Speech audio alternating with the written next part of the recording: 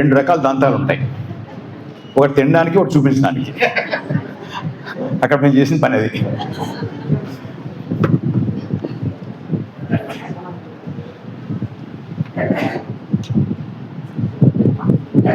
ఇది తీసేయండి, మన కొంచెం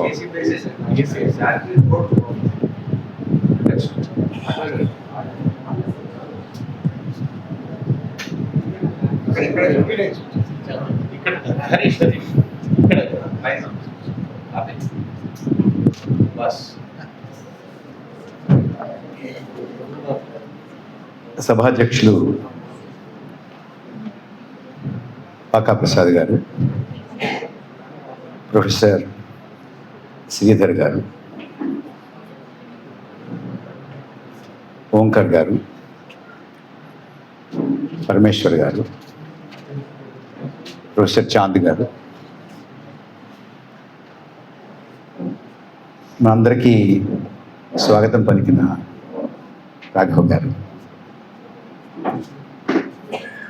సభలో ఉన్నటువంటి పెద్దలందరికీ పేరు పేరున నా హృదయపూర్వక నమస్కారాలు. సభలో చాలామంది చిన్నవారు కూడా కనబడుతున్నారు. వాళ్ళందరికీ నా ఆశీస్సులు. నా గొంతు బాగలేదు, బాగా జలుబు, దగ్గు, కొంచెం జ్వరం కూడా తగిలింది. కానీ మా గోవిందరాజులు, రాఘవ్ గారు ఇక్కడ రమ్మంటే నేను కాదనలేదు. అందుకన్నా ముఖ్యంగా ఇవాళ మనం మాట్లాడుకోవాల్సినటువంటి విషయాలు చాలా ముఖ్యమైన విషయాలు ఉన్నాయి. ఆ ముఖ్యమైన విషయాలు మీతో మాట్లాడడానికి ఒకటి రెండు హెచ్చరికలు చేయడానికి, ఏమైనా సరే ఈ సమావేశానికి రావాలి అని సంకల్పంతో వచ్చాను. ఇక్కడ రావడానికి ముందు 3 రోజులు ఎవరితో మాట్లాడలేదు. నా గొంతు కొంచెం బాగుండాలి, ఏ రకంగా కూడా దానికి శ్రమ ఇవ్వకూడదు అని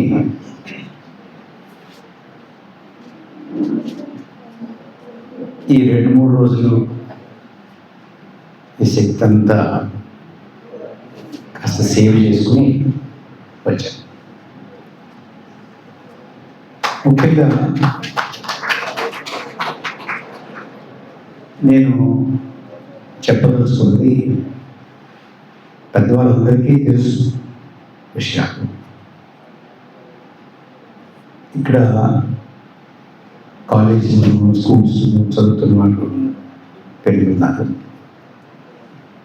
వారి కోసం ప్రత్యేకంగా 3-4 విషయాలు చెప్పాలి.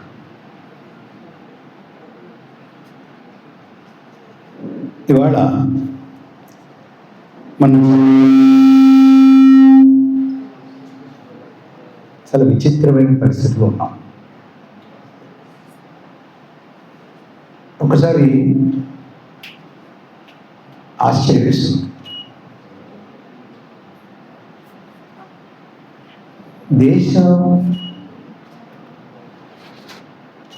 స్వాతంత్ర సముపార్జించడానికి సుదీర్ఘకాలం పోరాటం చేసింది, సత్యాగ్రహాలు చేసింది, కొంతమంది సాయుధ పోరాటం చేశారు.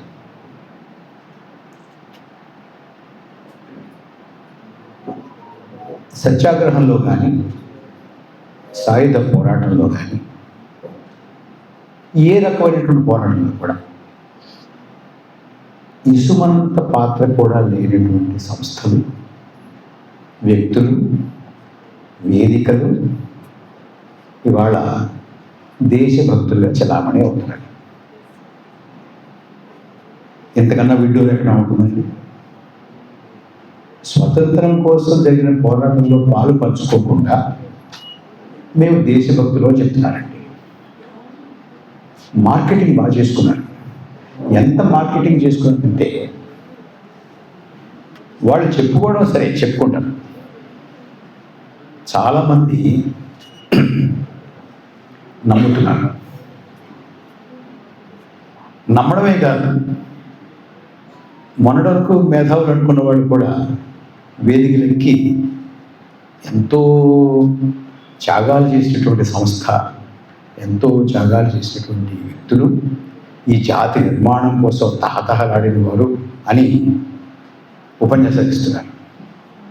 అంతకన్నా వీడియోలో ఏమైనా ఉందండి? ఇప్పుడు జరుగుతుంది.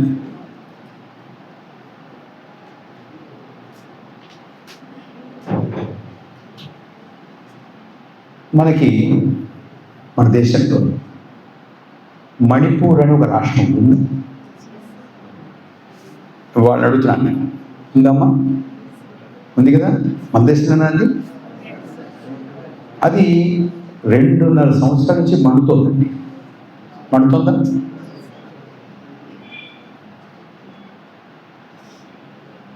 అనేక వేల మంది గుడారాల్లో, శిబిరాల్లో తలదాచుకుంటున్నారు. తలదాచుకుంటున్న వాళ్ళని పక్కన పెడితే అనేక వందల మంది, అనేక వేల మంది ప్రాణాలు కోల్పోయారు. ఆడవారిని నగ్నంగా ఊరేగించారు. ఇళ్ళు తగలపెట్టేస్తున్నారు. మనకి ఏమన్నా పడుతుందా? అసలు పట్టించుకున్నామా? లేదు కదా. గుడి మీద చేసి చెప్పాలి, పట్టించుకుంటున్నామా? లేదు. ఇప్పుడే మన ఓంకార్ గారు చెప్పారు, చీఫ్ జస్టిస్ ఆఫ్ ఇండియా ఆయన కోర్టులో ఉండగా ఆయన మీదకి చెప్పు వేశారు. మంది దాదాపుగా 150 కోట్లు జనాభా కలిగినటువంటి దేశం.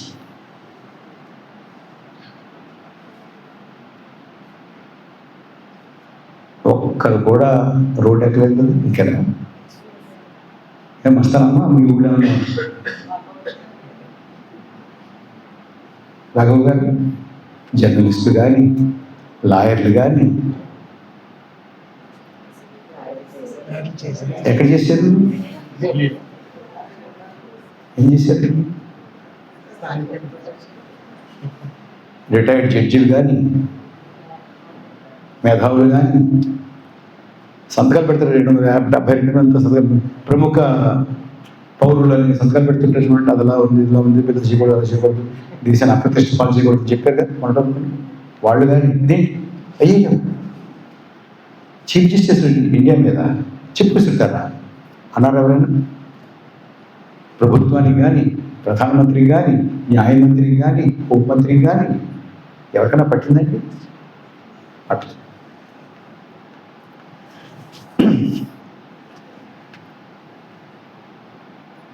డాలర్ ఎంతండి? డాలర్ వాళ్ళ అక్కడ ఎక్కడ దొరుకుతుంది? 90 రూపాయలు చెప్పండి.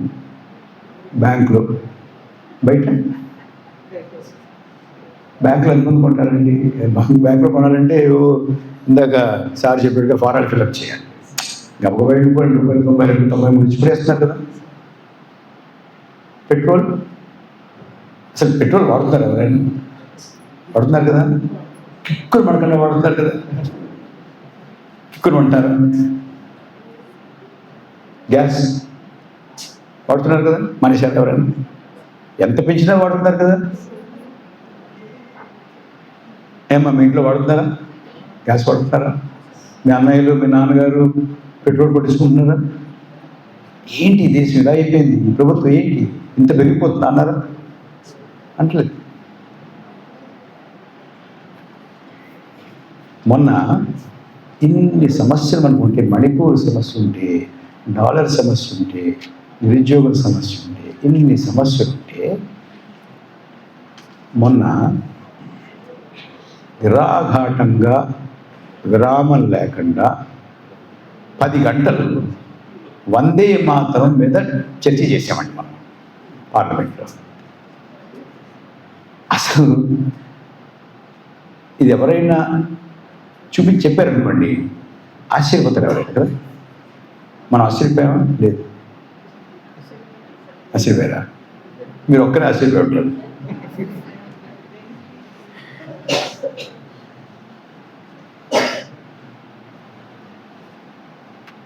ఇవాళ ప్రపంచ మానవ హక్కుల దినోత్సవం.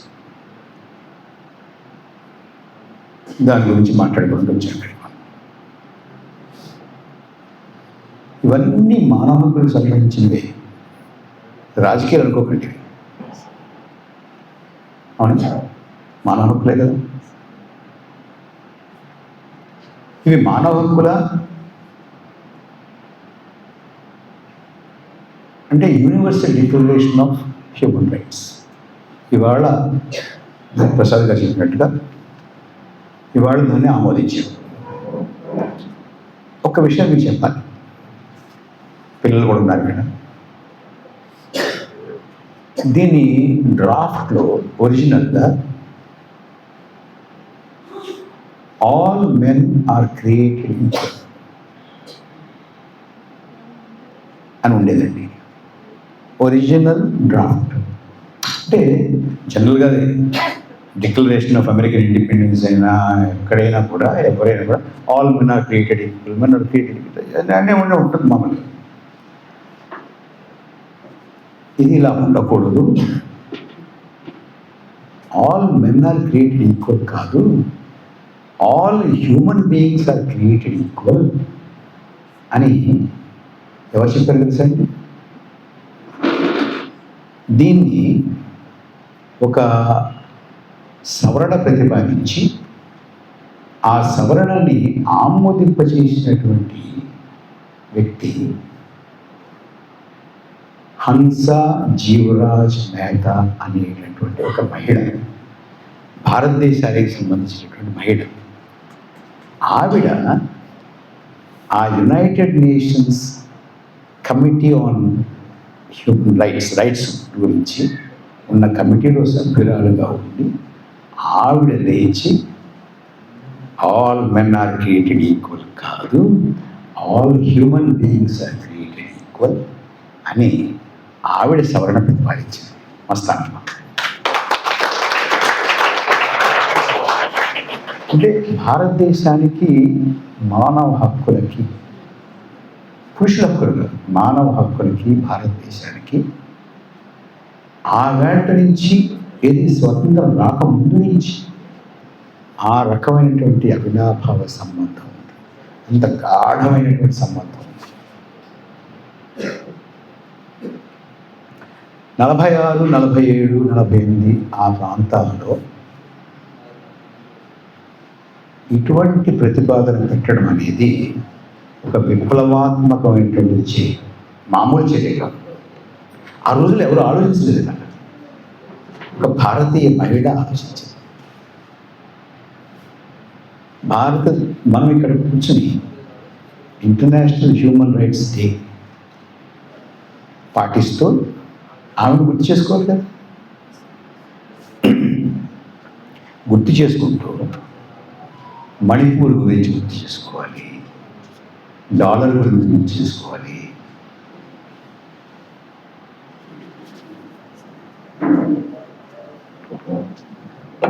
చీఫ్ జస్టిస్ ఆఫ్ ఇండియా గురించి గుర్తు చేసుకోవాలి, అందరినీ గుర్తు చేసుకోవాలి, విషయాన్ని గుర్తు చేసుకోవాలి. ఇందాక విచిత్రమైనటువంటి సంఘటనలు, విచిత్రమైనటువంటి పరిస్థితులు చూస్తున్నామని చెప్పాను కదా. ఇందాక ఏం చెప్పాను? దేశభక్తుల గురించి చెప్పాను కదా. ఇంకొక విచిత్రమైనది ఏమిటంటే, మామూలుగా మనం చదువుకుంటాము, మన అనుభవం కూడా ఏంటంటే, ఓటర్లు ప్రభుత్వంలో ఎవరు ఉండాలి అని నిర్ణయిస్తారు ప్రజాస్వామ్యంలో, అంతే కదండి. మనంతా ఏం చేస్తామంటే 5 ఏళ్ళకి వస్తారో ఇప్పుడు అవకాశం వస్తే వెళ్ళి ఎవరు ఉండాలి అని నిర్ణయిస్తాం, మనం నిర్ణయిస్తాం. ఇప్పుడు మనం ఒక బ్రహ్మాండమైనటువంటి ఉచ్చ స్థాయిలో మన ప్రజాస్వామ్య వ్యవస్థను తీసుకెళ్ళాం. దాని ప్రకారం ఏం జరుగుతుందంటే ప్రభుత్వం ఓటర్లుగా ఎవరు ఉండాలి అని నిర్ణయిస్తుంది. ఎంత గొప్ప పరిణామం అండి ఇది. దానికి ఒక చిన్న ముద్దు పేరు పెట్టాడు. ఇందాక మనం తీర్మానం కూడా చేసుకున్నాం దాని గురించి, మన ప్రొఫెసర్ గారు చెప్పారు. దానికి SIR అన్నారు, స్పెషల్ ఇంటెన్సివ్ రివిజన్ అన్నారు. స్పెషల్ ఇంటెన్సివ్ రివిజన్లో ఏం చేస్తారంటే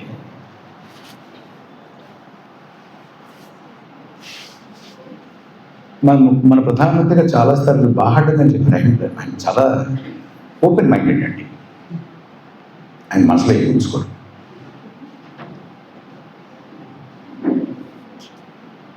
వాళ్ళంటే ఎవరు తెలుసు, వాళ్ళ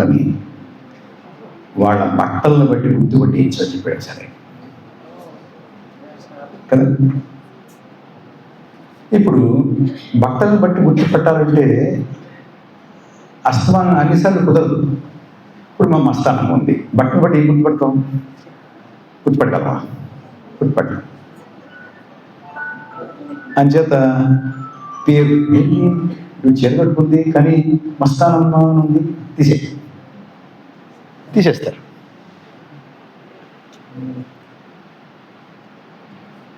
ఒక్కసారి బట్టలను బట్టి గుర్తుపట్టేటట్టయితే మోసపోతాం. మరి శ్రీధర్ గారు ఉన్నారు, బట్టను బట్టి ఏం గుర్తుపడతావు? మనవాడే అనుకుంటాం, కానీ చాలా ప్రమాదమైంది. ఈ పీక్ పాలిస్ కదా. రాఘవ శర్మ ఎంత బాగుందండి, మనవాడే ఎలా ఉంటాడు, కానీ ఈయన ప్రమాదమే. ఈయన మరొకరు వాళ్ళు ఇంట్లో చేస్తుంటాడు. సో ఆయన తీసేయాలి. వీడు పర్వాలేదు, ఆయన పర్వాలేదు, ఈయన పర్వాలేదు, అమ్మో ఈయన ప్రమాదంగా ఉన్నాడు, ఆయన అని ఎవరు ఉండాలి ఎవరు ఉండకూడదు అని ఇవాళ ప్రభుత్వం డిసైడ్ చేస్తుందండి. మొన్న మధ్య నాకు ఎవరు బీహార్ ఎన్నికలు అయిన తర్వాత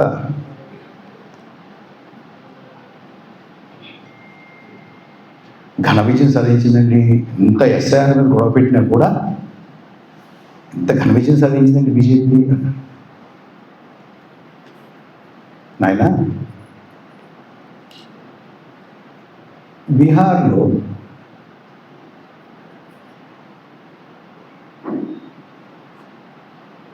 సుమారుగా 50 లక్షల మంది ఓటర్లని తీసేసి, ఎవరు వాళ్ళు? మనకు ఓటు వేయరు అనుకున్నవాడు 7,42 మందిలో 45 లక్షలు 45 లక్షలు ఒక్కసారి ఒక మాట చెప్పారు అనుకోండి. ముందు 42 అన్నారు, 41 అన్నారు, 45 అన్నారు, 42 అన్నారు, 43 అన్నారు, 46 అన్నారు, ఏదో చెప్పారు. సరే, అవన్నీ అలా పెడితే మనకే ఓటు వేస్తారు అనుకున్న వాళ్ళనే ఉంచిన తర్వాత కూడా ప్రతిపక్షానికి అన్ని సీట్లు రావడం ఒక గొప్ప విషయం అండి అన్నాను నేను కదండి. మామూలు విషయం అండి. వీళ్ళందరూ నాకు ఓటేయాలని తీసేసిన, వీళ్ళందరూ నాకు వేస్తారని ఉంచుకున్నా, అందులో కూడా నా ప్రత్యర్థి నెగ్గాడంటే ప్రత్యర్థి గొప్పవాడే కదా. That is exactly what happened in Bihar. Bihar ఫలితాల తర్వాత నిరుత్సాహపడాల్సినటువంటి అవసరమే లేదు. ఎందుకు లేదంటే నాకే ఓటు వేస్తారు, వీళ్ళే ఎన్నికల జాబితాలో ఉండాలి, ఓటర్ల జాబితాలో ఉండాలి అనుకున్నా కూడా ఇందాక శ్రీధర్ గారు చెప్పారు, వాడికి చాలా సమాచారం ఉంది. ఎవరు పరిస్థితి ఏమిటి, ఎవరు ఓటేస్తారు నాకు, ఎవరు ఓటు వేయరు అనేంత పరిశోధన చేసి నాకే ఓటు వేస్తారు అని ఉంచినటువంటి వాళ్ళలో కూడా ప్రతిపక్షానికి ఓటేశారంటే ప్రతిపక్షం గొప్పది దేశం, దానికి జనబలం ఉంది. మామూలు అయితే అక్కడ బీజేపీ ఎన్డీఏకి నూకలు చెల్లిపోయినట్టే. ఇది కేవలం దాన్ని మ్యానిపులేట్ చేశారు కాబట్టి ఇవాళ ఘన విజయం చెప్పుకుంటారు అంతే. దీంట్లో ఏమీ అనుమానం లేదు. నేను చెప్తున్నాను మీకు, నేను కూడా బీహార్లో ఒక వారం 10 రోజులు పర్యటన చేసి వచ్చాను.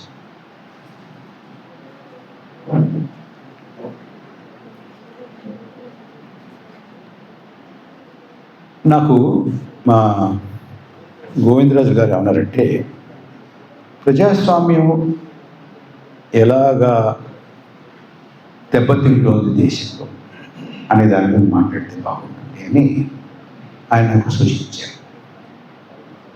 నేనేమన్నానంటే, ఇంకొంచెం దాన్ని పెంచుదాం గోవిందరాజు, ప్రజాస్వామ్యం వంచబడడం కన్నా మన రాజ్యాంగం ఎలా వంచబడుతుందో దాని గురించి మాట్లాడుకుందాం అన్నాను. మాట్లాడుకున్నాం కాసేపు, పర్వాలేదు ఏమా? ఓకే. దానికన్నా ముందు మన రాజ్యాంగం ఎంత గొప్పదో ఒక విషయం చెప్పాలి మీకు.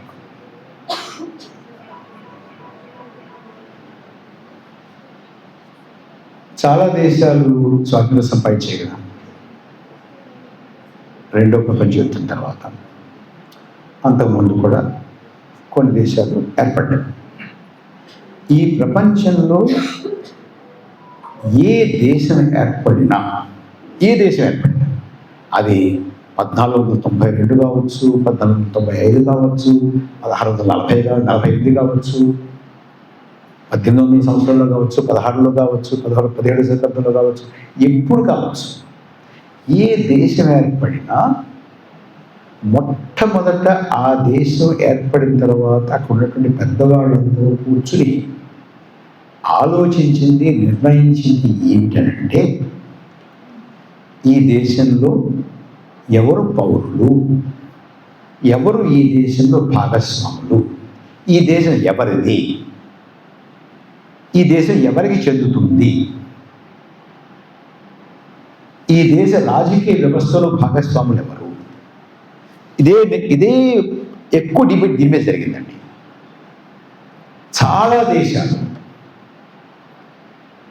తీసుకున్న నిర్ణయాలు ఏంటంటే, ఈ దేశం ఈ తోలు ఈ రంగులో ఉన్న వాళ్ళకే చెందుతుంది, ఒకటి. ఈ భాష మాట్లాడే వాళ్ళకే చెందుతుంది, ఈ మతాన్ని అవలంబించే వాళ్ళకే చెందుతుంది,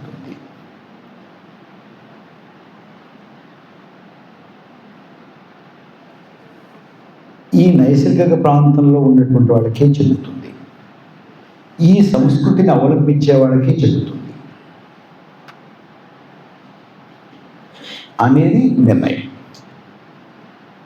మరి ఈ భాష మాట్లాడిన వాళ్ళు, ఈ సంస్కృతి అవలంబించిన వాళ్ళు, మీలాగా ప్రార్థించిన వాళ్ళు, మీ మతానికి చెందినటువంటి వాళ్ళు, మీ ప్రాంతానికి చెందినటువంటి వాళ్ళు, మీ రంగు కానటువంటి వాళ్ళు, వీటి సంగతి ఏంటి? ఏమిటి వీడేమైపోవాలి? గెడ్డే గడ్డి వాళ్ళకి సంబంధం లేదు మనతో, ఇది మందిది. వెళ్ళంటే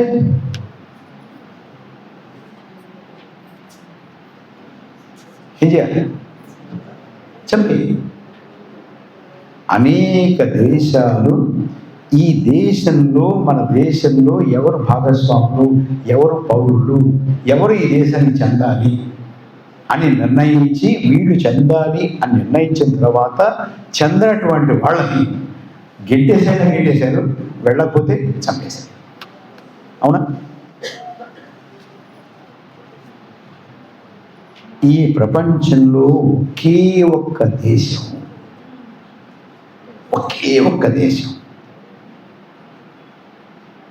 ఈ దేశంలో నివాసం ఉన్నటువంటి ప్రతి వారు ఈ దేశానికి చెందినటువంటి వారే. ఈ దేశంలో పుట్టి ఉన్నటువంటి ప్రతి వారికి ఈ దేశం చెందుతుంది. ఈ దేశంలో ఉన్నటువంటి ప్రతి వారు ఈ దేశ రాజకీయ వ్యవస్థలో భాగస్వాములే. అని నిర్ణయించినటువంటి దేశం కేవలం భారతదేశం. అలా నిర్ణయించి ఏర్పరచుకున్నటువంటి రాజ్యాంగం only Indian constitution, no other.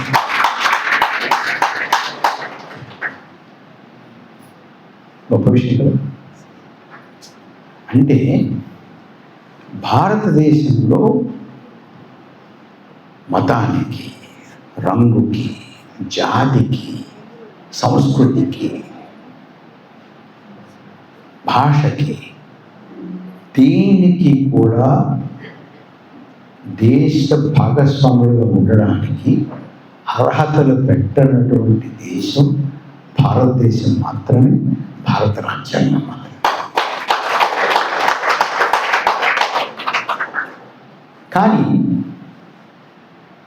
మనకి అప్పటి నుంచి ఇప్పుడు ప్రతి వాళ్ళకి ఏదో ఒకటి ఉంటుంది కదండి. మనం ఒకటంటే అందరం ఒకటంటే, మా ఊళ్ళో మా అమ్మ అంటుంటే అందరిది ఒకదారి అయితే అలాంటి ఉలిపికట్లు ఉంటాయి. వాళ్ళు కాదు, ఇది హిందువులే హిందువులే హిందువులే హిందువులే మొదలుపెట్టారు. ఎప్పటి నుంచో ఉన్నారు వాళ్ళు, ఇప్పుడు ఉన్నారు, ఎప్పుడు ఉంటారు, ఎప్పుడు ఉంటారు. కానీ ఇది అందరిది అన్నవాళ్ళు, అందరిది అన్నవాళ్ళు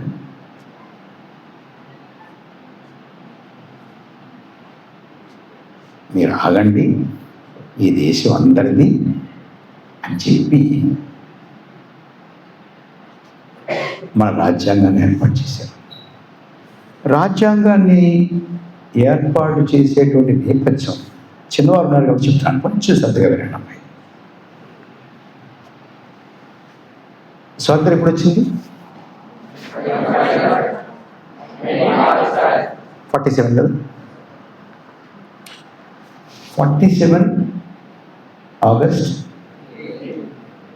15 మన రాజ్యాంగ సభ 46 నవంబర్లో ఏర్పడింది కదా. స్వాతంత్రానికి ఉంది అంటే మేము వెళ్ళిపోతున్నాము అని నిర్ణయించుకున్న తర్వాత ఒక సభ ఏర్పాటు చేశాం. మీరు రాజ్యాంగం రాసుకోండి అయ్యా.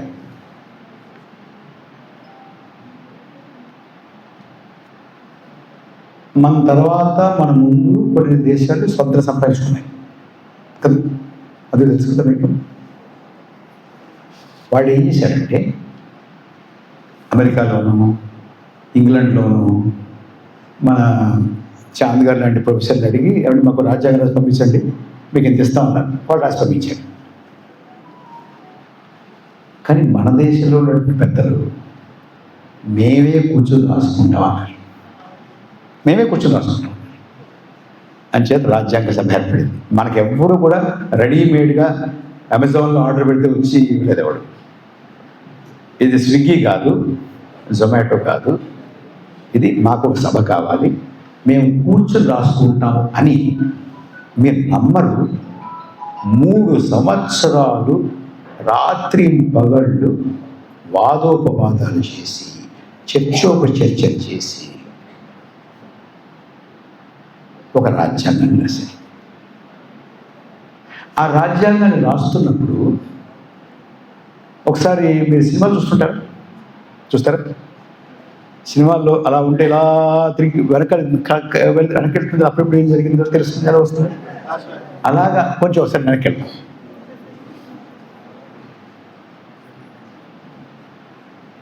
దేశాన్ని విభజించి 2 దేశాలు చేసి స్వాతంత్రం ఇచ్చి దండబెట్టి వెళ్ళిపోయారు. వాళ్ళు వెళ్ళిపోదాం కూడా అనుకుని, మరి దేశాన్ని విభజించాలంటే ఏం చేయాలి, ఎక్కడ విభజించాలి? మత ప్రాతిపదిక మీద విభజిస్తున్నాం కాబట్టి ఇక్కడ ఎక్కువ ముస్లింలు ఉన్నారు, హిందువులు ఎక్కువ ఉన్నారు, ముస్లింలు ఎక్కువ ఉన్నారు అనేది అక్కడ ఎక్కడ లైన్ గీయాలి? ఎక్కడో చోట లైన్ గీయాలి కదా. దానికోసం ఇంగ్లాండ్ నుంచి రాడ్క్లిఫ్ అని ఒక ఆయన తీసుకొచ్చారు. ఆయనకు అంతకుముందు అసలు భారతదేశం ముక్కు మొహం తెలియదండి. పాపం వచ్చాడు. ఆయనకి 15 రోజులు 20 రోజులు టైం ఇస్తారు. కానీ ఎక్కువ తొందరగా చేయాలి. ఆయన ఏం చేశాడు, కూర్చుని మ్యాప్ పెట్టుకున్నాడు. ఒక గీత గీసాడు, గీత గీసాడు, పడమరలో గీత గీసాడు, తూర్పులో గీత గీసాడు. గీసిన తర్వాత ఆయన అనుమానం వచ్చింది, ఏదో తేడా వచ్చేలా ఉంది అని. అక్కడ గొడవ జరుగుతున్నాయి కదా, దేశంలో గొడవ జరుగుతున్నాయి. ఇది ప్రకటించిన తర్వాత వీళ్ళెవ్వరూ కూడా నన్ను ప్రాణాలతో ఉండరు, ఎవరు తరిమితులు కొట్టేస్తారని చెప్పి రాత్రికి రాత్రి విమానం ఎక్కి లండన్ వెళ్ళిపోయాడు. ఇట్స్ ఎ ఫ్యాక్ట్ అండి. ఆయన వెళ్ళిన తర్వాత ఆయన నేను ఎక్కిన తర్వాతే మీరు దీన్ని విడుదల చేయాలని చెప్పి వెళ్ళాడు. అప్పుడు ఏమైనా ఎగిరింది, ఇక్కడ విడుదల చేశాను. ఇంకా గొడవలు అయిపోయింది. ఎందుకు గొడవలు అయ్యాయంటే, ఒక ఊరు మధ్యలో చెడిపోయిందండి ఒక గీత. కొన్ని ఊరు మధ్యలో చెడిపోతే పర్వాలేదు, ఒక రోడ్డు మధ్యలో చెడిపోయింది.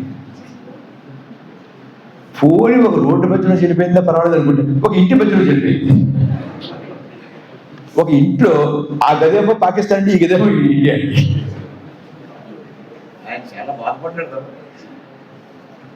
ఒక నది మధ్యలో చెడిపోయింది. నది మధ్యలో అది చేయగలడం అంటే ఒక నుయ్యి మధ్యలో చెడిపోయింది.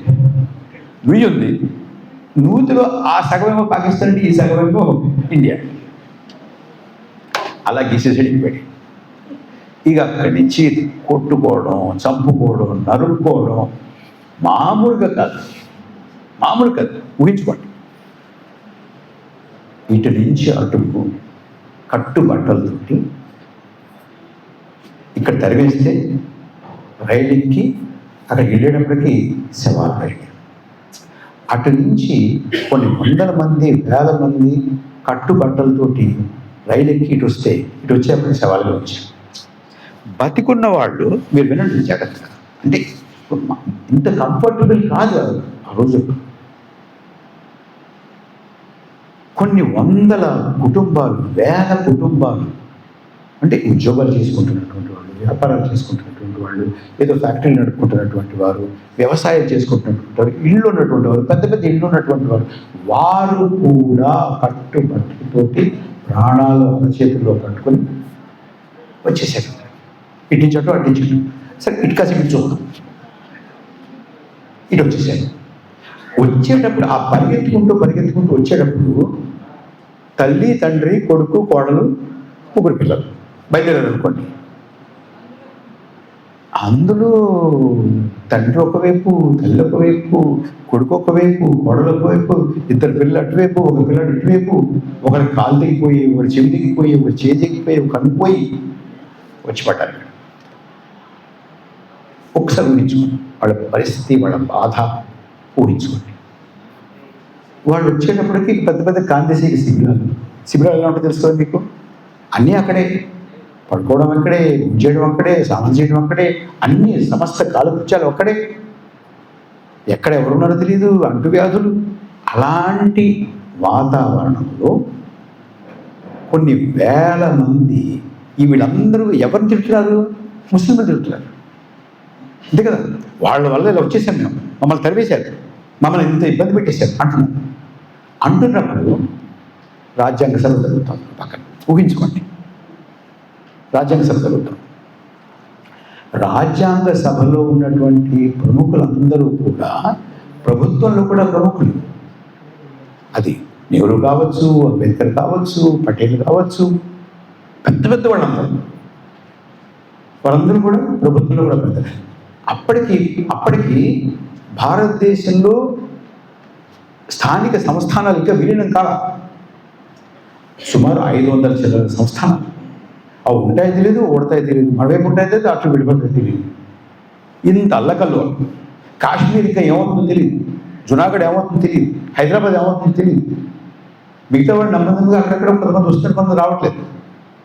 ఇంత అల్లకల్లోలమైనటువంటి దేశ పరిస్థితి, ఎవరు ఎక్కడున్నారో తెలియనటువంటి పరిస్థితి, ఏమవుతామో తెలియని పరిస్థితి. అసలు ఈ సంపాదించినటువంటి స్వాతంత్రం ఉంటుందా లేదా, చేయజారిపోతుందా అనేటటువంటి ఒక భయం, ఒక ఆందోళన. ఆ పరిస్థితుల్లో ఇంత పెద్ద ఘోరమైనటువంటి పరిస్థితి, ఇంతమంది వచ్చి చేయబోయేటటువంటి పరిస్థితి. ఇటువంటి పరిస్థితుల్లో ప్రభుత్వాన్ని నడుపుకుంటూ ఏదో చేసుకుంటూ అప్పటికి ఇంకా మొత్తం సైన్యం అంతా మన చేతిలో రాలేదు. ఎందుకంటే సైన్యాన్ని ఆదేశించేటువంటి పెద్ద పెద్ద ఉన్నతాధికారులు అంతా ఇంకా బ్రిటిష్ వాడే, పోలీసుకి ఇంకా ఇన్ని ఉన్నతాధికారులు అంతా బ్రిటిష్ వాడే. ఇంకా మన చేతికి ఏవి పగ్గాలు రాకుండా ఇంత అల్లకల్లోలైన పరిస్థితి, ఇది అసలు అదుపులో వస్తుందో రాదు కూడా తెలియదు. ఇంత మారణ హోమం జరుగుతుంది. అన్న ఇందాక శ్రీధర్ గారు చెప్పారే, అన్న తమ్ముడు నిన్నటి వరకు భాయి అనుకున్న వాళ్ళంతా పొడి చేసుకున్నారు. పక్కనున్న వాడిని పొద్దున్న లేచి పొడి చేసి ఎందుకు పొడి చేసి. అలాంటి పరిస్థితుల్లో ఈ ప్రభుత్వంలో కాసేపు పొద్దున పని చేసుకుని అంతా ఏం చేయాలి అని ఆలోచించుకుని దానికి కావలసిన ఆదేశాలు ఇచ్చి అక్కడి నుంచి బయలుదేరి రాజ్యాంగ సభలో వచ్చేది. ఆ వస్తున్నప్పుడు ఒకసారి ఊహించుకోండి, కల్పన చేసుకోండి. వస్తున్నప్పుడు ఆ దారిలో ఈ కాందేశీ శిబిరాలు, వాళ్ళ హాహాకారాలు, ఒకడు పిల్లలు ఉండడం లేకపోవడం, చేయిపోయిన వాళ్ళు, కాలిపోయిన వాళ్ళు, కలిపోయిన వాళ్ళు, చెవిపోయిన వాళ్ళు, ముక్కు తెగిపోయిన వాళ్ళు, అంత దారుణమైన పరిస్థితి వాళ్ళు ఉండి వాళ్ళు ఏమైనా ప్రతీకారం ఇచ్చుతూ ఉన్నారు. వాళ్ళందరూ ప్రతీకారం తీర్చుకుంటే ఉంటుంది కదా వాళ్ళందరూ. అంత ఉండి వాళ్ళు ఇలా చేశారు, మమ్మల్ని ఇలా చేశారు, వాళ్ళు అలా చేశారు, ఆ దేశం ఇలా చేసింది, జనా ఇలా చేశారు, వాళ్ళు ఇలా చేశారు, వీళ్ళు చేశారు అంటున్నారు వాళ్ళందరూ. వీళ్ళందరూ అటువంటి పరిస్థితుల్లో రాజ్యాంగ సభలోకి వచ్చి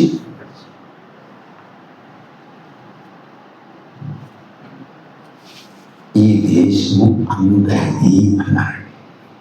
గొప్ప విషయం కదా. Is it humanly possible today? మనకి ఏమీ లేకుండానే వాడు దుర్మార్గుడు అలా ఉన్నాడు, ఇలా ఉన్నాడు, వీళ్ళు తీసేమని చెప్పాడు. ఆ పరిస్థితుల్లో మన పెద్దలు ఈ దేశంలో అందరూ ఉండాలి, అందరూ సమానంగా ఉండాలి, అందరినీ గౌరవించాలి, అందరూ పౌరులే, అందరూ ఇందులో భాగస్వాములే అన్నారంటే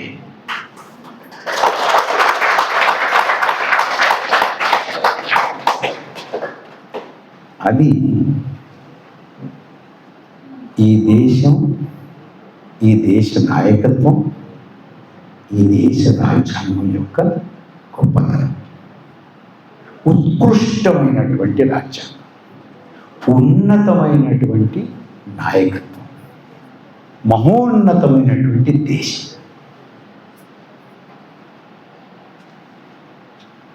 మిగతా వాళ్ళందరూ, మిగతా అన్ని దేశాలు కూడా మన దేశంలో ఎవరు పౌరులుగా ఉండాలి, ఎవరు భాగస్వాములుగా ఉండాలి, ఈ దేశం ఎవరికి చెందాలి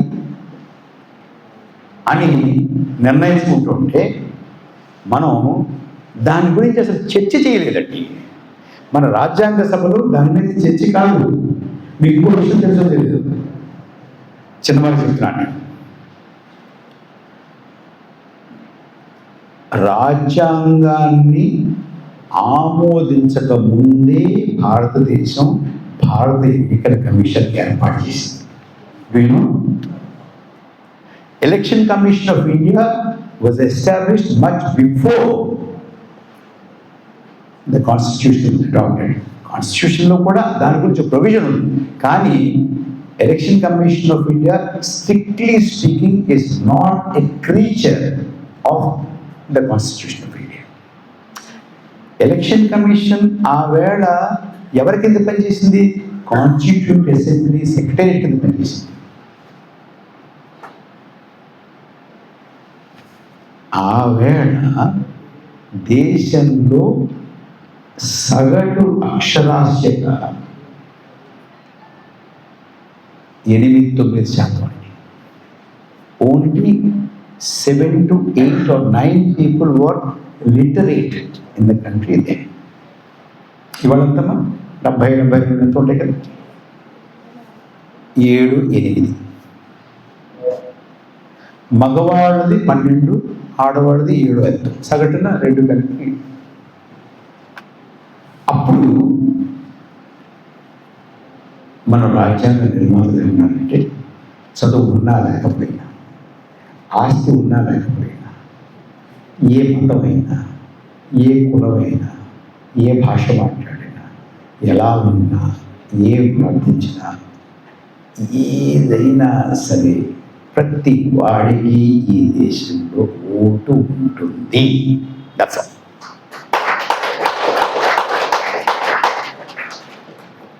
ఇవన్నీ ఎందుకు చెప్తున్నానంటే, వస్తాను ఎస్ఐఆర్ దగ్గరికి, దాని దగ్గరికి వస్తాను, కరెంట్ విషయాలు వస్తాను. So that is the principle. ఎవ్వరికి ఓటు హక్కు తీయడానికి వీల్లేదు. చదువు లేకపోతే మరి వాడు చదవలేదు కదండి, ఎవరు పోటీ చేస్తున్నారు? గుర్తు ఇవ్వయ్యా. ఇంకో దేశాలు గుర్తులు లేవు, తెలుసా మీకు? మన దేశమే గుర్తుని పెట్టింది. వాడు ఎక్కడున్నారో తెలియదు, ఏమున్నారో తెలియదు. ఎప్పుడు కూడా ఈ దేశం వచ్చి అప్లికేషన్ పెట్టుకోండి నాకు ఓటే కల్పించుకుని అడగలేదండి. ఎలక్షన్ కమిషనే వెళ్ళి నీ పేరేంటి నాయన, నువ్వు ఎప్పుడు పుట్టావు, నీదేంటి అని అడిగి రాసుకుని తయారు చేస్తుంది. అంటే అందరినీ మనలో కలుపుకోవాలి అనేటువంటి ఉద్దేశంతో చేసినటువంటి పని. నువ్వు పట్ల ఇన్ని పట్టరా, ఈ కాగితం పట్టరా, ఆ కాగితం పట్టరా, ఆ కాగితం పట్టరా, ఈ కాగితం పట్టరా, ఇది అడిగితే అది లేదని అది లేదు. నో, ఇప్పుడు మీరు ఇన్సూరెన్స్ చేసుకోండి, నాకు తెలియదు. ఇన్సూరెన్స్ చేసుకుంటారు కదా, చేసుకున్నప్పుడు కూడా పడుతుంది, చేయండి అంటారు. తర్వాత ఏం చేస్తారు? ఏదో car insurance, scooter insurance, health insurance చేసుకుంటారు. ఆ కాగితం పట్టరంటాడు, ఈ కాగితం పట్టరంటాడు, ఈ కాగితం పట్టరంటాడు, ఆ కాగితం పట్టరంటాడు. అంతేగాని ఇన్సూరెన్స్ చేసినప్పుడు వీడి ఇన్సూరెన్స్ చేసేవాడిని అడిగామనుకోండి, వాడు అంటాడు ఇది నా పని కదండి, క్లెయిమ్స్ వేరే అంటాడు. అవును కదండి. ఎలక్షన్ కమిషన్ లాగా ఇంతేనండి, అది పట్ల ఇది పట్ల అంటాడు. అంటే ఇది పట్ల అని వాళ్ళందరినీ తీసేద్దామని పట్టుకొచ్చి తీసేయచ్చు. వీడు పట్రాలేదు, ఇది పట్రాలేదని తెలుసు వాళ్ళకి, అంచేది ఇవన్నీ అడుగుతుంటారు అనమాట. అంటే హౌ టు ఎలిమినేట్ పీపుల్. మనం ఏం చేసాం? How to bring in people. ఇప్పుడు ఇల్లు లేనటువంటి వాళ్ళు ఇవాళ ఎక్కువ, ఆవిడ ఎక్కువ అంటే ఆవిడ ఎక్కువ కదా. మొన్న 0 ఇంటి నెంబర్లు అండి, ఇంటి నెంబర్ 0 ఉన్నారు కదా. పేరు మీ ఇష్టం, ఒకే పేరు మీద 50, 60, 70 ఊరు, ఒకే ఇంట్లో 500 మంది, 500 మంది ఒక ఇంట్లో, 70 మంది, 80 మంది, 120 మంది. ఆడవారికి మగవారికి ఏమో తండ్రి పేరు, ఆడవారికి తండ్రి తప్ప ABCDEF. ఎవరినో ఉంటారండి తండ్రి ఎలాగా? భర్త ABCDEF అని కొట్టడానికి అలిసిపోతారు కొంతమంది. అలిసిపోయిన తర్వాత ఏం కొడతారు? Election commission of India. తండ్రి పేరు ఎలక్షన్ కమిషన్ ఆఫ్ ఇండియా, భర్త పేరు election commission of India. Voter లిస్టులు ఉన్నాయమ్మా. బ్రెజిల్లో ఒక మోడల్, ఆవిడ వారికి బీహార్ కేసు పరిస్థితి అంతే. ఇది ఏం చెప్తారు మనకి? ఓటర్ లిస్ట్ ప్యూరిఫై చేయడం, ప్యూరిఫికేషన్ అంటే ఇందులో ఒక ప్యూరిటీ ఉందండి. ఇప్పుడు చనిపోయిన వాడిని తీసేయండి, ఇక్కడ ఉండనటువంటి వాడిని తీసేయండి, నాకే అభ్యంతరం లేదండి. మరి వీళ్ళంతా ఎవరండి? 0 ఏంటండి, ABCD ఏంటండి, ఎలక్షన్ కమిషన్ ఆఫ్ ఇండియా ఏంటండి, ఒకే ఇంట్లో 50 ఏంటండి, 100 ఏంటండి, 500 ఏంటండి, ఇవన్నీ ఏమిటండి? ఈ పేరు మీద ఎవరు తీసేసారు? మస్తాన మంది తీశారు, నన్ను తీశారు, రాఘవేశ్వరం గారు తీశారు, మా శ్రీధర్ గారు తీసేసారు. చూసావు మరి, మన వాళ్ళే కదా వాళ్ళు. ఎలక్షన్ కమిషన్ పుట్టి చేసేవాళ్ళు. సో దీని అర్థం ఏంటంటే, నేను చెప్పానే పూర్వం ఈ దేశంలో ఎవరు భాగస్వాములు అంటే నాకు కావలసిన వాళ్ళే. నా రక్తమో, నా రంగు, నా మతమో, నా భాష, నా సంస్కృతం అనుకున్నాను కదా. వాళ్ళే ఉండాలి, మిగతా వాళ్ళు గెంటేయాలి, గంటకపోతే వెళ్ళకపోతే చెప్పేయాలి కదా. ఇప్పుడు ఇదేమి తెలుసండి, ఇప్పుడు గెంటేస్తే కష్టం, గొడవ అవుతుంది. చంపేస్తే ఇంకా కష్టం, రక్తపాతం. ఒక పౌరుణ్ణి చంపాలంటే ఏం చేయాలి? ఊడి తీసేసేవాళ్ళు ఏ పౌరులతో ఉంటుంది, ఏ ఉండదు కదా, అర్థమైందా? So SIR is nothing but A bloodless political genocide. Bloodless political genocide. రక్తపాతం లేకుండా రాజకీయంగా చేసేటటువంటి నరమేధం ఎస్ఐఆర్. Nothing less. ఇది భారతదేశం ఒప్పుకోకూడదు. నెమ్మదిగా అంటే ఒకేసారి చేద్దాం ట్రై చేశారండి. ఇప్పుడు బాగుంటుందండి, హుషారు వస్తుంది. ఒకేసారి చేశారనుకోండి, మనం గగ్గోలు పెట్టేసాం. మా శ్రీధర్ నాయుడు ఊరుకోరు. సిఏ ఎన్ఆర్సి అన్నారు అనుకోండి, ఊరుకుంటారు. మా రాఘవశేఖర్ ఊరుకుంటారు, మా మస్తాన్ ఊరుకుంటుందా, లేకపోతే మా శ్రీధర్ ఊరుకోరు. తొక్కముడి చేతి పెట్టిపోయారు. ఇది ఎలా చేయాలి? ఏదో రకంగా పట్టరావాలి. ఇలా పట్టుకొచ్చారు. మాకు మా చిన్నప్పుడు మా స్కూల్లో, కాలేజీలో అనుకుంటాం, మా మాస్టర్ పాట చెప్పేవారండి. ఆయన ఏం చెప్పేవారంటే, ఆయన ఏం పాట చెప్పినా ఇప్పటికీ ఆయన చెప్పిన పాఠాలు నేను మర్చిపోవట్లేదంటే కారణం ఏంటంటే, ఆయన ఏం చెప్పినా కూడా ఒక చిన్న కథ చెప్పి పాట చెప్పారు. అది పోదండి. చెప్పలా?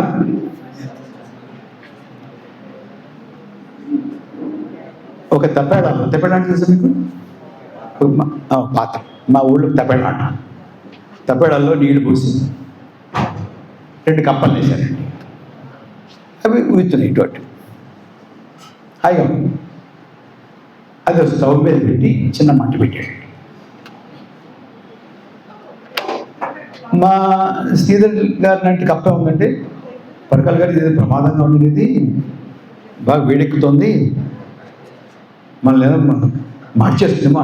నేను అన్నాను, ఒకటి శ్రీధర్ గారికి అన్నీ ఇలాగే ప్రతిదానికి మీరు ఏదో కీడు శంకిస్తూ ఉంటారు. ఇందాకే చల్లగా ఉంది, ఇప్పుడు బాగా కదా, హాయిగా ఉంది. వందే భారత్ రైలు వస్తున్నాయి, బాగా రోడ్లు వేస్తూ ఉంటున్నారు.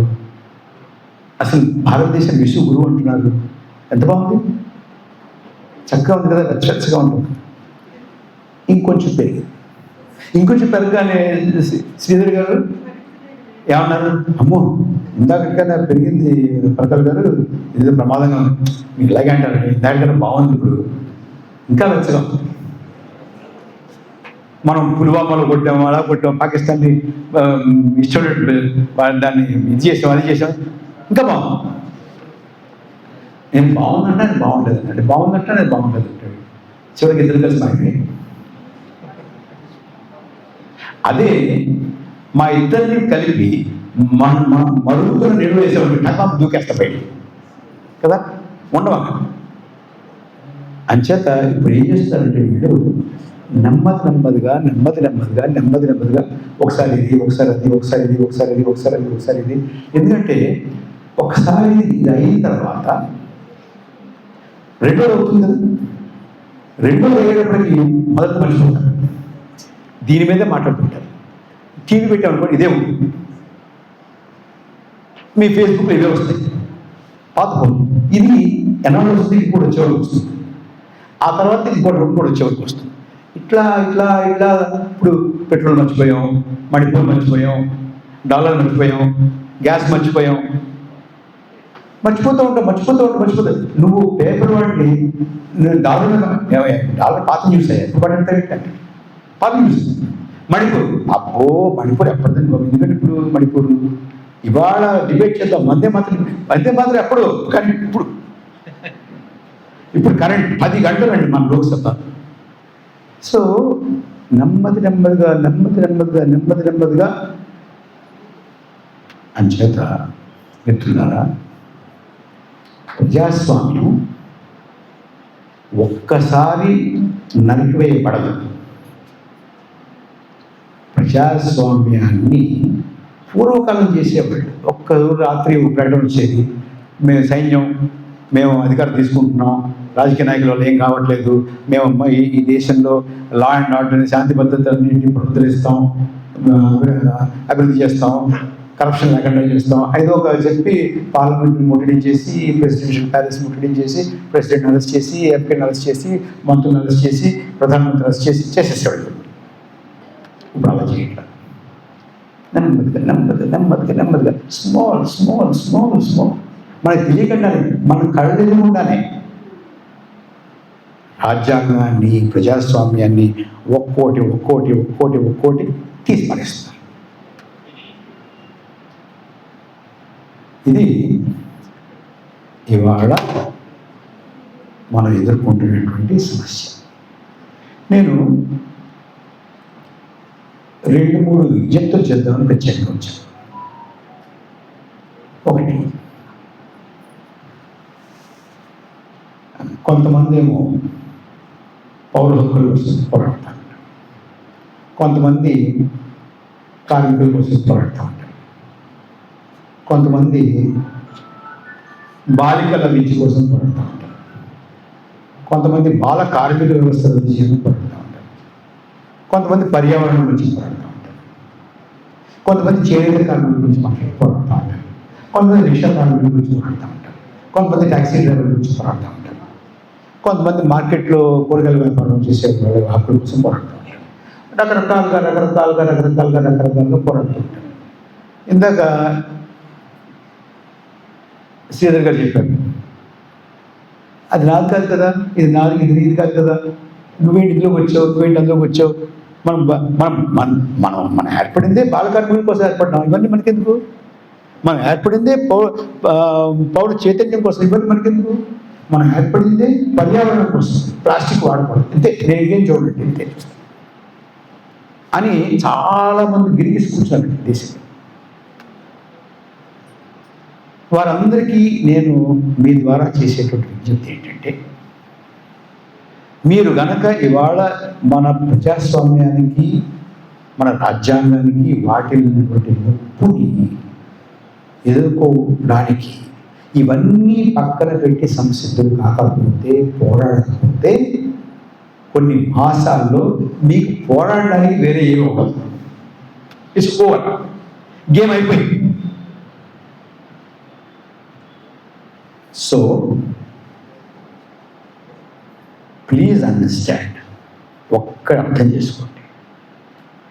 మీరు ఇప్పుడు మనకి ఇంట్లో పెళ్ళి వచ్చింది అనుకోండి, మిగతా ఎన్ని పనులను పక్కన పెడతాం కదా.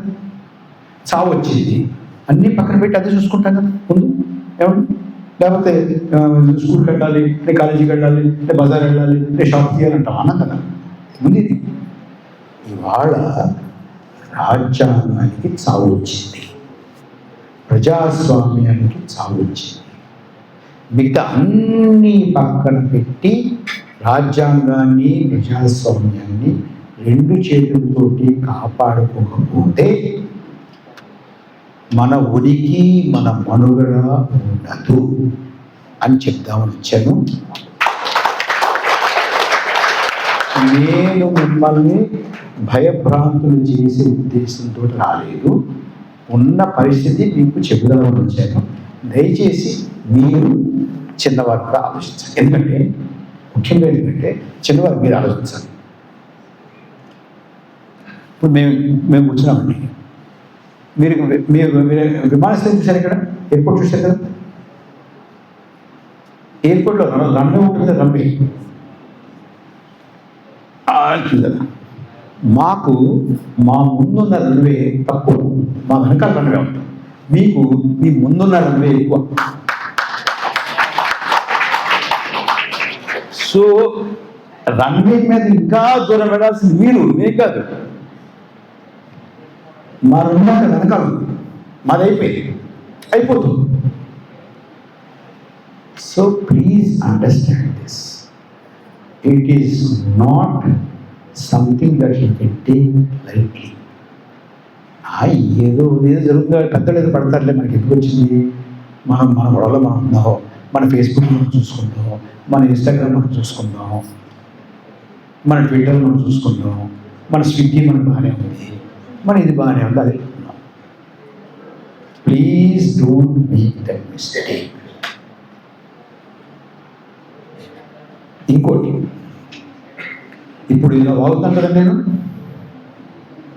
మాట్లాడుతున్నాను కదా, ఏదో ఎంతసేపు మాట్లాడినాను నాకు, ఇప్పటికి నాకు 54 నిమిషాలు అయింది. కానీ ఇలా మాట్లాడేటటువంటి అవకాశం ఇలాగే ఉంటుంది అని మాత్రం నాకైతే ఏ భ్రమ లేదు. సీరియస్. ఏ నిమిషంలో ఈ లోపలికి వెళ్ళిపోతాడు, ఏ నిమిషంలో ఆయన లోపలికి వెళ్ళిపోతాడు, ఏ నిమిషంలో ఆయన లోపలికి వెళ్ళిపోతాడు, ఎప్పుడు ఈయన వెళ్ళిపోతాడు తెలియదు. మీరు ఈ సభకు వచ్చారు కాబట్టి మీలో వర్క్ వెళ్ళిపోతాడు. No jokes, I'm telling you. నన్నండి పూణేలో Gokhale institute of economics and political science వాళ్ళు లెక్చర్ ఇచ్చారు. నేను చదువుకున్నాను కాబట్టి నేను వెళ్ళి అక్కడ మాట్లాడి వచ్చిన ఒక వారం రోజుల్లో ఆ గోఖలే ఇన్స్టిట్యూట్ డైరెక్టర్ని డిస్మిస్ చేశారు, సస్పెండ్ చేశారు. అంటే ఎందుకు సస్పెండ్ చేశారు? నువ్వు పరకాల ప్రభాకర్ పిలిచేవాళ్ళు సస్పెండ్, ఇది బాగలేదు, అది బాగలేదు, ఇదేదో చేయలేదు, అదే చేయలేదు, ఇది ఎవరు చెప్తారు. ఇది నేను చెయ్యలేదు, ఇది నేను బాధ్యుడు కాదు అని ఎవరు నిరూపించుకోవాలి? అసలు నిరూపించుకోవాలి, అంతే కదా. అది నెలలు పడుతుందా, వారాలు పడుతుందా, సంవత్సరాలు పడుతుందా, దశాబ్దాలు పడుతుందా? పడుతుంది. ఉమర్ ఖాలిద్ ఉన్నాడు, ఏం చేసాడు బాబు, ఎవడంటే అద్భుతంగా ఉంటాడు. వాడు ఈ దేశం మొత్తాన్ని పిగిలించి పారేయగలడు, స్మాల్ ఫెలో. కానీ వాడిని 5 ఏళ్ళు ఇంతవరకు బెయిల్ లేకుండా, విచారణ లేకుండా, ఛార్జ్ షీట్ లేకుండా లోపల పెట్టారంటే ఏంటి అర్థం? వాడు గొప్ప కాదు. రే జాగ్రత్త, ఏం చేయగలనో తెలుసా నీకు అని ఈ రాఘవ శర్మతోటి, ఈ శ్రీధర్ తోటి చెప్పడానికి అనమాట, అంతేనా? దే ఆర్ ది ఎగ్జాంపుల్స్, అలా చేస్తాము అని చెప్పడానికి. సో రాజ్యాంగం, ప్రజాస్వామ్యం ఇవాళ అంత పెద్ద ముప్పుని ఎదుర్కొంటుంది. ఇంకొక మాట చెప్పాలి మీకు. నాకండి రాఘవ గారు కొంతమంది మిత్రులు అడుగుతూ ఉంటారు, ఏమండి ఎన్నాళ్ళు ఉంటుందండి ఇలాగా అంటే, జాతకం చెప్పమంటావా? ఎన్నాళ్ళు ఉంటుంది ఏంటి? నువ్వు ఎన్నాళ్ళు వదిలేస్తే ఎన్నాళ్ళు ఉంటుంది? నో, ఇలా ఉండడానికి వీలు లేదు. నువ్వు రోడ్డు ఎక్కువ 2 నిమిషాలు తోక గురించి పారిపోతుంది, అంతేనా? సో ఎన్నాళ్ళు ఉంటుంది అని విశ్లేషణ కాదు, ఇది ఉండకూడదు అనే కార్యాచరణ.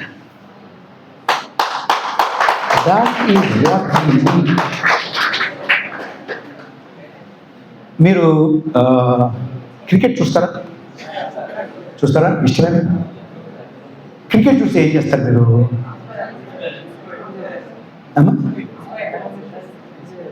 బెట్టింగ్ చేస్తారా? బెట్టింగ్ పక్క పెట్టేస్తారు. ఏం చేస్తామంటే మనం మామూలుగా నా చిన్నప్పుడు ఏం చేసామంటే పాప్కార్న్ తెచ్చుకుంటాం, లేకపోతే ఉప్మా చేయమంటాం, కూర్చుంటాం, మ్యాచ్ చూస్తుంటాం.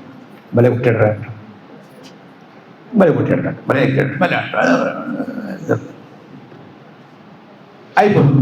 ఒక టీం నెగ్గుతుంది, ఒక టీం ఓడిపోతుంది కదా మమ్మస్తాను. అయిపోయిన తర్వాత కొంతమంది ఇందులో బాగా తెలివైన ఉంటారు, అనేక మ్యాచెస్ చూసేవాళ్ళు ఉంటారు, మీకన్నా ఎక్కువ మ్యాచెస్ చూసేవాళ్ళు ఉంటారు. వాళ్ళు ఏమంటారు, అసలు బౌలింగ్ కుదరలేదండి, సరిగ్గా బౌలింగ్ చేయలేదు. అసలు ఆ బ్యాట్స్మెన్ చూసారా, వాళ్ళు 2 డౌన్ రాకూడదు, 3 డౌన్ అవ్వాలి. వాడు ఓపెనింగ్ అలాంటి బ్యాట్స్మెన్ ఇస్తారండి ఎవడైనా?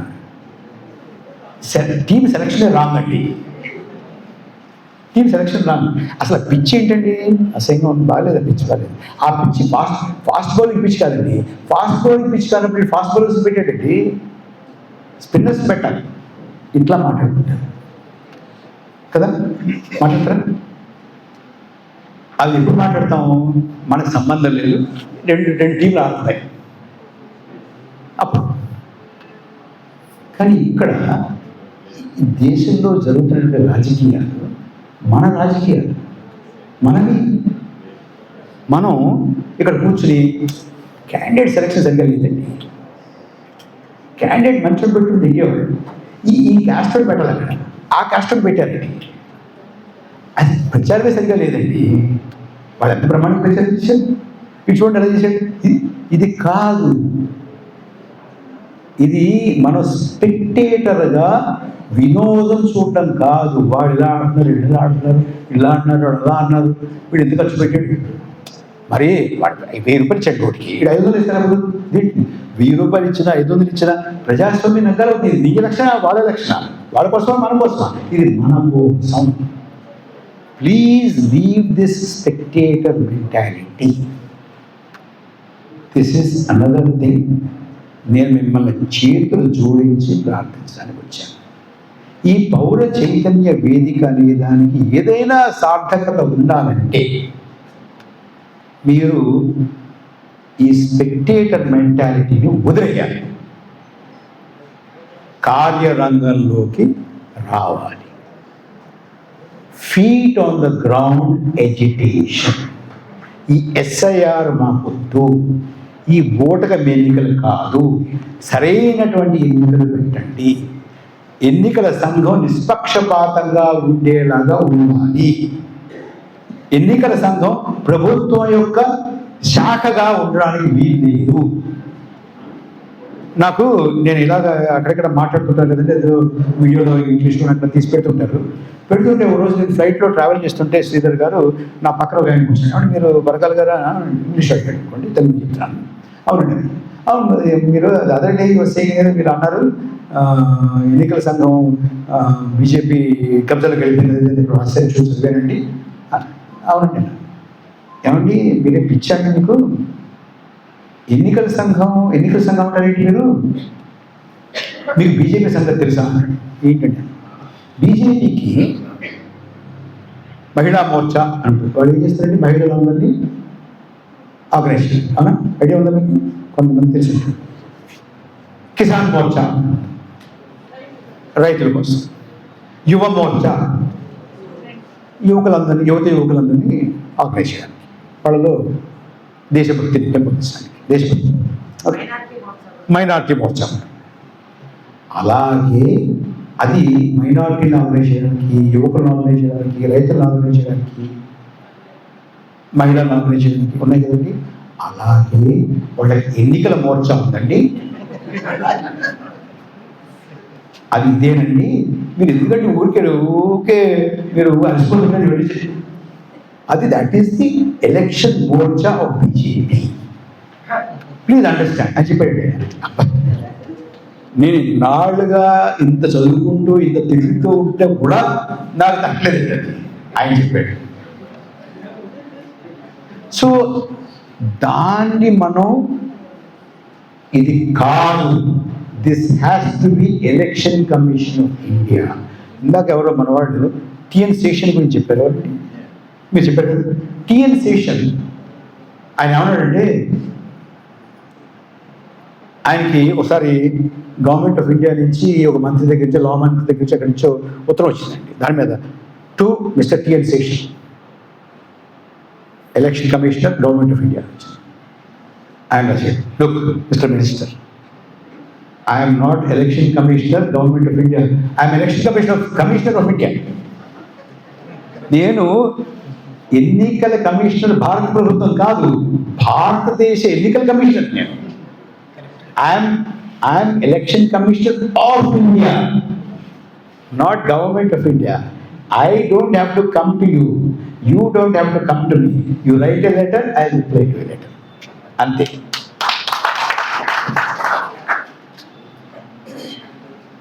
ఆ స్థితిలో ఎలక్షన్ కమిషన్ ఉండాలి అని ఉద్యమించకపోతే యు ఫినిష్డ్. ఓటు హక్కు నీ పౌరసత్వాన్ని రుజువు చేసుకోవాల్సినటువంటి అవసరం లేకుండా ఇదివరకు నుంచి ఎలా ఉందో అలా ఉంటేనే ఎన్నికలకు వెళ్తాము, ఎన్నికల్లో ఉంటాము.